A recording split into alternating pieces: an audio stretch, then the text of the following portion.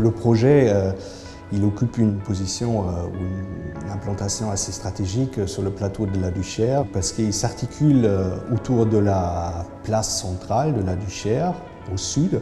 Il est collé à la halle de l'athlétisme, au nord. Et puis, il est pris par un grand parvis d'accès à cette nouvelle halle côté est. Et le projet, avec ses contraintes, il propose une double ou plutôt triple écriture. À savoir les logements clairement à une échelle domestique, qui sont orientés sur la place côté sud.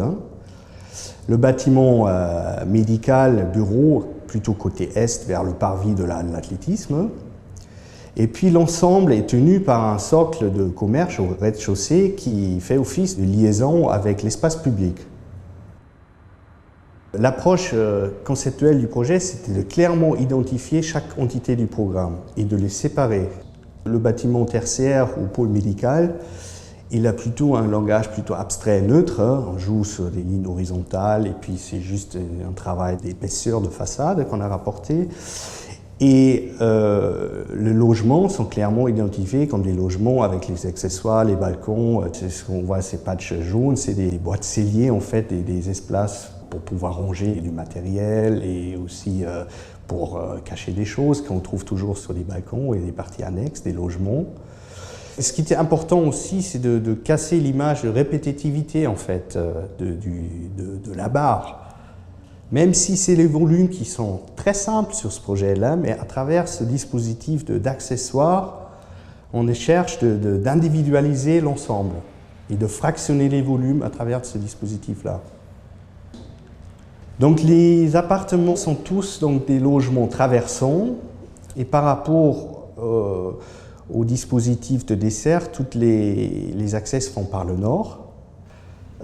Il y a une co-visibilité sur toutes les pièces, sur tous les accès. Les accès sont éclairés naturellement, il y a une ventilation, éclairation naturelle. Donc tout ça, c'est plutôt confortable aussi pour les habitants, aussi de faire des desserts et des types de galeries qui ont une largeur assez importante et assez conséquente et pas trop étroit pour ne pas donner l'image de coursif, parce qu'il est complètement connoté, surtout sur un site comme la Duchère.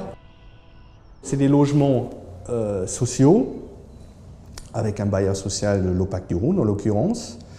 On a essayé de l'intégrer au maximum les futurs locataires au projet, en leur montrant l'architecture et la composition de l'ensemble.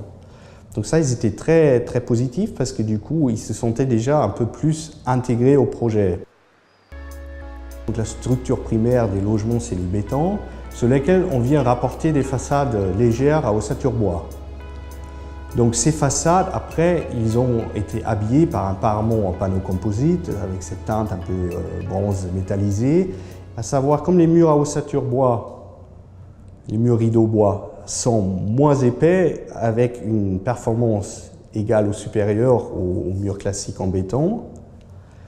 Il a entendu l'argument qu'avec ce complexe qui est moins épais, qu'on gagnerait sur l'ensemble du projet à peu près une soixantaine de mètres carrés de surface habitable, ce qui n'est pas négligeable, ça présente pratiquement un T3 en plus.